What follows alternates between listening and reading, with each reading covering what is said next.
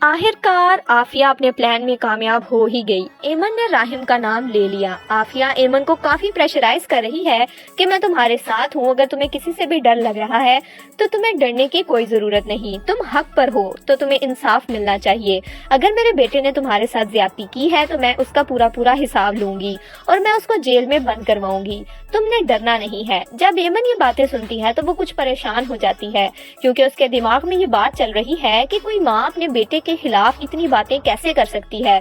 अभी तक एमन को ये नहीं पता कि राहिम आफिया का बेटा नहीं है, इसीलिए वो इसी कश्मकश में है कि कोई माँ अपने बेटे के खिलाफ इतना कैसे बोल सकती है।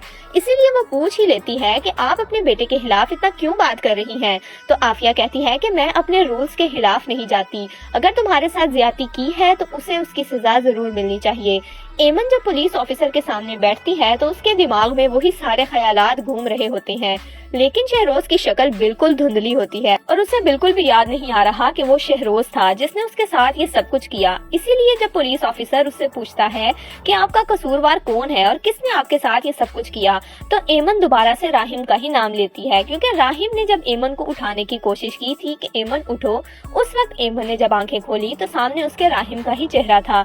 एमन के दिमाग में सिर्फ इतनी सी ही मेमोरी है कि राहिम लास्ट टाइम उसके पास था, इसीलिए वो सारा कसूर राहिम पर डाल देती है, क्योंकि आसपास के सब लोग उसको यही कह रहे हैं कि राहिम ही उसका कसूरवार है। और आफिया ने आकर जो एमन की ब्रेन वॉशिंग की, उसकी वजह से एमन काफी ज्यादा इस बात पर पक्की हो चुकी है।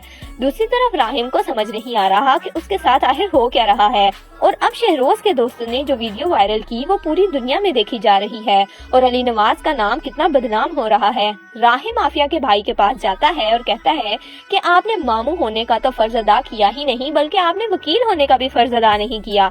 आपको चाहिए था कि अगर मेरे खिलाफ कोई वीडियो इस तरह से वायरल कर रहा है तो आप उसे फौरन रोकें, लेकिन आप ऐसा क्यों करेंगे, क्योंकि आप तो शहरोज के सगे मामू हैं, आप मेरे कुछ नहीं लगते, इसीलिए आपने मुझे इतना बुरा फंसा दिया है।